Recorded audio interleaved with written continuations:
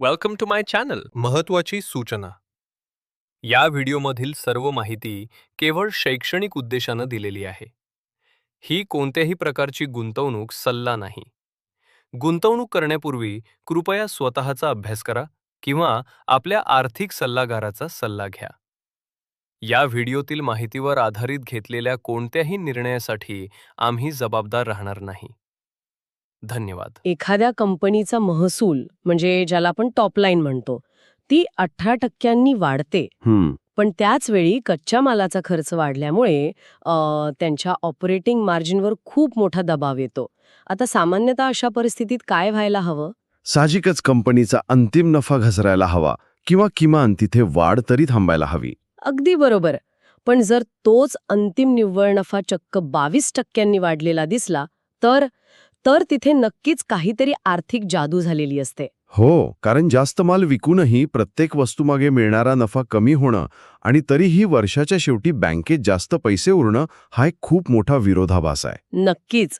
आणि म्हणूनच आजच्या या सखोल चर्चेत आपण युनोमिंडा या ऑटो कंपोनंट क्षेत्रातील दिग्गज कंपनीच्या निकालांमधून ही जादू डिकोड करणार आहोत. आपण त्यांच्या मार्च 2026ला संपलेल्या चौथ्या तिमाहीच्या म्हणजे Q4 FY26च्या निकालांचं विश्लेषण करणार आहोत. बरोबर. आणि आपल्याकडे त्यांच्या निकालांचा तसंच व्यवस्थापनाच्या कॉमेंट्रीचा जो डेटा आहे त्यातून आपण हे समजून घेणार आहोत की ही कंपनी नक्की कुठल्या दिशेने चालली आहे. हो, आणि ऑटो कंपोनेंट क्षेत्राकडे पाहताना मला वाटतं आपण फक्त सुटे भाग बनवणाऱ्या कंपन्या म्हणून त्यांच्याकडे पाहू नये, नाही का? खरं तर नाहीच, कारण या कंपन्या म्हणजे संपूर्ण अर्थव्यवस्थेचे लीडिंग इंडिकेटर्स असतात. अच्छा, म्हणजे मार्गदर्शक. अगदी तसंच. म्हणजे बघा, एखाद्या कारखान्यातून गाडी बाहेर पडून ग्राहकाच्या दारात जाण्यापूर्वी साधारण 6 महिन्याआधी त्या गाडीसाठी लागणारे स्विचेस, लाईट्स किंवा ॲलॉय व्हील्स यांसारख्या भागांची ऑर्डर युनोमिंडासारख्या कंपन्यांना दिली जाते. म्हणजे जेव्हा आपण या निकालांचे विश्लेषण करतो तेव्हा आपण फक्त एका कंपनीचा ताळेबंद वाचत नसून येत्या काळात ग्राहकांची क्रयशक्ती कशी असणार आहे हे पाहत असतो. नक्कीच. आपण एक प्रकारे भविष्य पाहत असतो. म्हणूनच आपण थेट त्यांच्या टॉपलाईन पासून म्हणजे महसुलापासून सुरुवात करूया.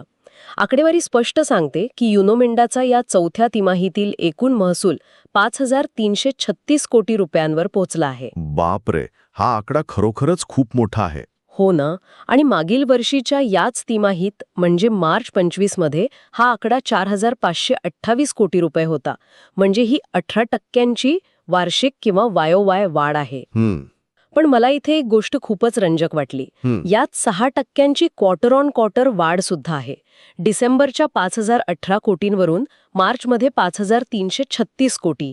याकडे आपण कसं पाहावं? ही 6% QOQ वाढ खरं तर एक खूप मोठी कथा सांगते.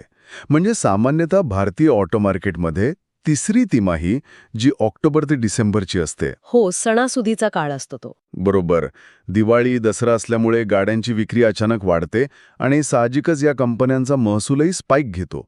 पण एकदा सण संपले की जानेवारी ते मार्च या चौथ्या तिमाहीत मागणी थोडी शांत होते.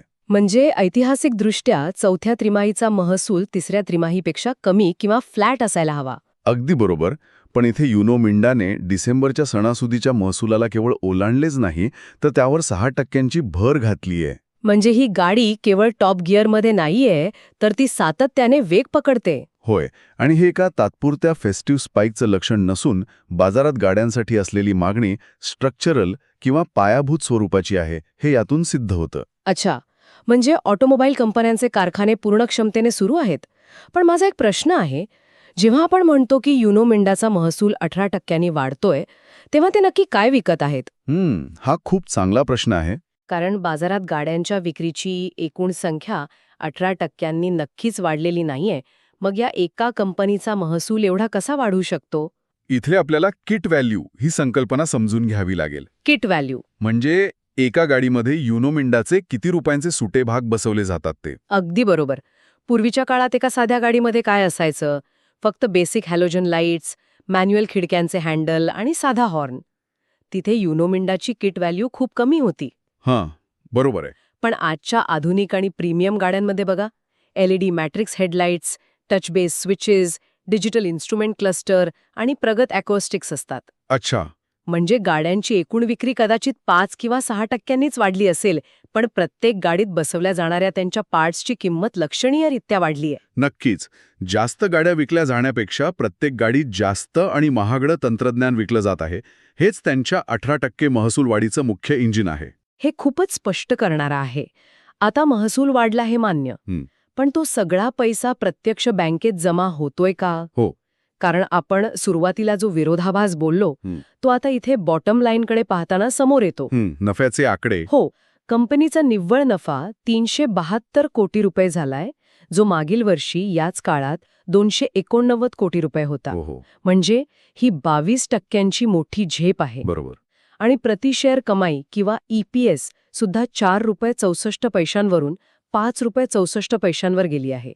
पण जेव्हा आपण त्यांचा EBITDA पाहतो, म्हणजे व्याज, कर आणि घसारा वजा करण्यापूर्वीचा मूळ नफा, तर तो 603 कोटी रुपये आहे. आणि त्यात किती वाढ आहे? मागील वर्षीच्या 527 कोटींच्या तुलनेत त्यात फक्त 14% वाढ आहे. तर हे कसं शक्य आहे? महसूल 18% वाढतोय, निव्वळ नफा 22% वाढतोय, पण EBITDA फक्त 14% का वाढतोय? हाच तर या ताळेबंदाचा सर्वात गुंतागुंतीचा आणि महत्त्वाचा भाग आहे. म्हणजे बघा, EBITDA ही कोणत्याही मॅन्युफॅक्चरिंग कंपनीच्या फॅक्टरी लेव्हलच्या आरोग्याचं खरं मोजमाप असतं. कारण त्यात टॅक्स वगैरेचा भाग नसतो, बरोबर? हो. आणि EBITDAची वाढ फक्त 14% असणं हे मार्जिन प्रेशरचं अगदी स्पष्ट लक्षण आहे. ऑटो कंपोनेंट्स बनवण्यासाठी लागणारा कच्चा माल जसं की तांबे, ॲल्युमिनियम, प्लास्टिक आणि सेमीकंडक्टर सुद्धा. हो, सेमीकंडक्टर्स यांच्या किमती जागतिक बाजारात खूप अस्थिर असतात. जेव्हा या कमॉडिटीजच्या किमती वाढतात, तेव्हा एक स्विच किंवा एक अलॉय व्हील बनवण्याचा खर्च वाढतो. अच्छा, पण मग हा वाढलेला खर्च लगेच ऑटोमोबाईल उत्पादकांवर, म्हणजे समजा मारुती किंवा ह्युंडाईवर ढकलू शकत नाहीत का? नाही, तसं लगेच करता येत नाही. त्यांचे करार आधीच ठरलेले असतात. त्यामुळे सुरुवातीला त्यांना तो खर्च स्वतः सहन करावा लागतो आणि त्यांच्या ढोबळ नफ्याचं किंवा ग्रॉस मार्जिनचं प्रमाण कमी होतं. म्हणूनच महसूल 18% वाढूनही फॅक्टरी लेव्हलचा नफा म्हणजे EBITDA 14%वरच अडकलला. हे समजण्यासारखं आहे. बरोबर. पण मग इथेच ती आर्थिक जादू येते ना. फॅक्टरी लेव्हलवर जर नफा संथ गतीने वाढत असेल, तर अंतिम निव्वळ नफ्याने 22% उडी कशी घेतली? यात ऑपरेशनल एफिशियन्सीचा किंवा खर्च नियंत्रणाचा भाग आहे का? 100%. मार्जिनवर दबाव असतानाही निव्वळ नफा वाढवण्यासाठी कंपनीला आपल्या आतल्या यंत्रणेत आमूलाग्र बदल करावे लागतात. युनोमिंडाने हे इकॉनॉमीज ऑफ स्केल आणि फिक्स्ड कॉस्ट ॲब्झॉर्प्शनद्वारे साध्य केलं आहे. म्हणजे थोडक्यात जास्तीत जास्त उत्पादन करून स्थिर खर्च विभागून टाकणं. अगदी तसंच. जेव्हा उत्पादन एका विशिष्ट मर्यादेच्या वर जातं, तेव्हा तुमचे जे निश्चित खर्च असतात, जसे की फॅक्टरीचं भाडं, कर्मचाऱ्यांचे पगार, ते जास्त उत्पादनांवर विभागले जातात. त्यामुळे प्रत्येक वस्तूमागे येणारा फिक्स्ड कॉस्ट कमी होतो. आणि मी वाचलं होतं की त्यांनी कर्जाचं प्रमाणही कमी करून व्याजाचा खर्च वाचवला आहे. हो, प्रशासकीय खर्चावर अत्यंत कडक नियंत्रण ठेवलं आहे.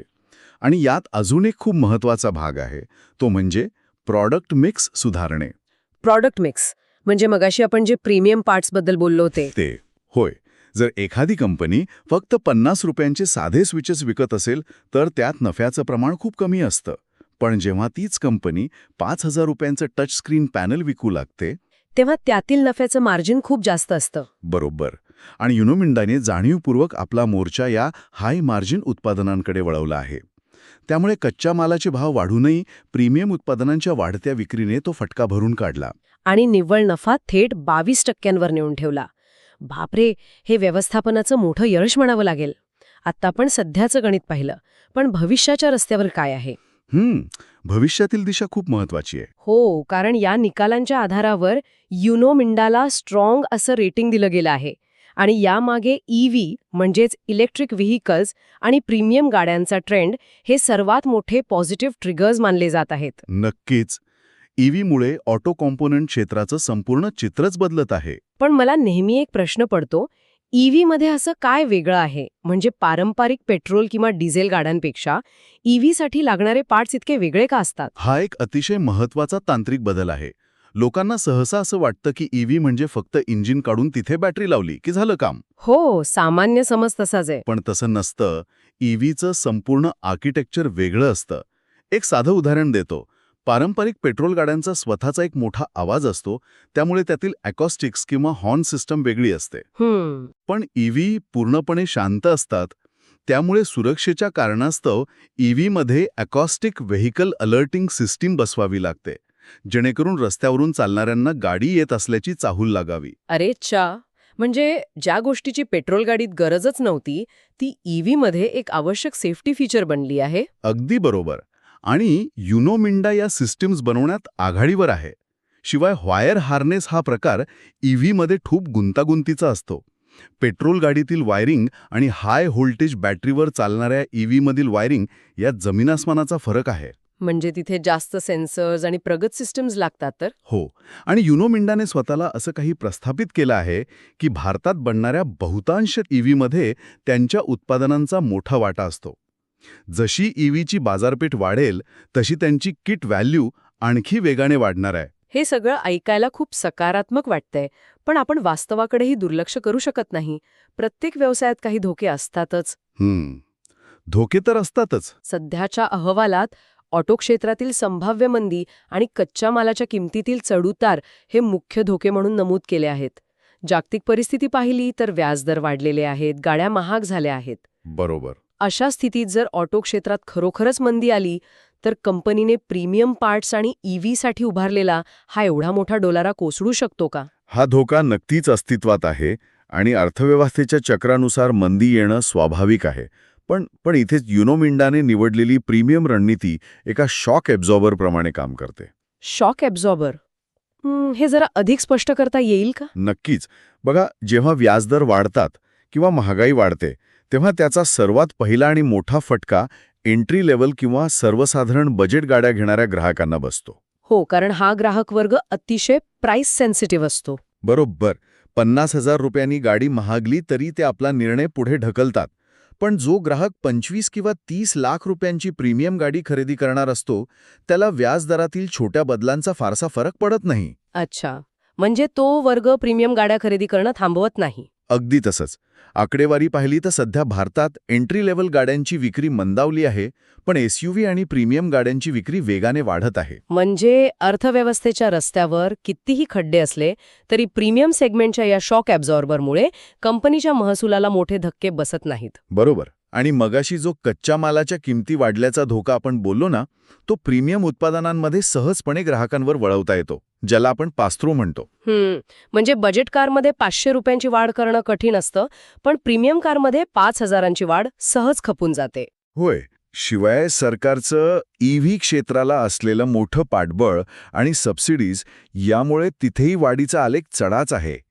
त्यामुळे मंदीचा धोका असला तरी तो युनोमिंडासाठी थोडा कमी तीव्र आहे. खरंच, या विश्लेषणावरून एक गोष्ट अतिशय स्पष्ट होते. 18% महसूल वाढ आणि 22% निव्वळ नफ्याची वाढ हे केवळ नशिबाने लागलेले आकडे नाहीत. अजिबात नाही. त्यामागे जाणीवपूर्वक राबवलेली प्रीमियमायझेशनची रणनीती, कामकाज व्यवस्थापन आणि तंत्रज्ञानातील गुंतवणूक आहे. पण मला वाटतं हे सर्व समजून घेणं आपल्यासाठी यासाठी महत्त्वाचं आहे, कारण यातून आपल्याला देशाच्या अर्थव्यवस्थेचे एक व्यापक चित्र दिसतं. नक्कीच.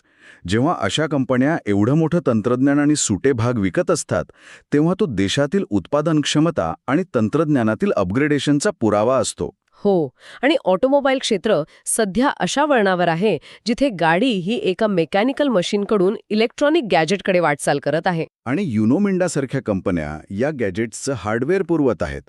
जोपर्यंत ग्राहकांना नवीन फीचर्सची भूक आहे तोपर्यंत या कंपन्यांचा विस्तार होतच राहील. अगदी बरोबर. आणि यातूनच जाता जाता अनेकांना एक अतिशय मोठा आणि विचार करण्यासारखा प्रश्न पडू शकतो. जर युनोमिंडासारख्या मोठ्या कंपन्या आणि खुद्द ऑटोमोबाईल उत्पादक आपला संपूर्ण फोकस प्रीमियम फीचर्स आणि ईव्हीवर केंद्रित करत असतील, कारण तिथेच खरी कमाई आणि नफा आहे, तर भविष्यात बजेट कार्स किंवा खऱ्या अर्थाने सर्वसामान्यांसाठीच्या स्वस्त गाड्या या संकल्पनेचाच अंत होईल का? खूपच महत्वाचा विचार आहे. हो ना. ज्या गाड्यांमध्ये साधेपणा होता आणि ज्यांची किंमत आवाक्यात होती त्या गाड्यांचं अस्तित्वच धोक्यात आलं आहे का? की कदाचित या नवीन तंत्रज्ञानामुळे येत्या काळात बजेट कार्सची व्याख्याच पूर्णपणे बदलून जाईल आणि आजचं जे प्रीमियम फीचर आहे ते उद्याच्या बजेट कारची बेसिक गरज बनेल? नक्कीच विचार करण्यासारखा आहे. असा प्रश्न आहे ज्यावर आपण नक्कीच सखोल विचार करायला हवा. मिंडाच्या या ताळेबंदातून आपल्याला ऑटो क्षेत्राचं भविष्य तर स्पष्ट दिसतंच, पण सोबतच ग्राहकांच्या बदलत्या अपेक्षांचाही एक मोठा आरसा पाहायला मिळतो. व्हिडिओ आवडला असेल तर लाईक करा आणि अशाच युजफुल व्हिडिओसाठी चॅनलला सबस्क्राईब करायला विसरू नका.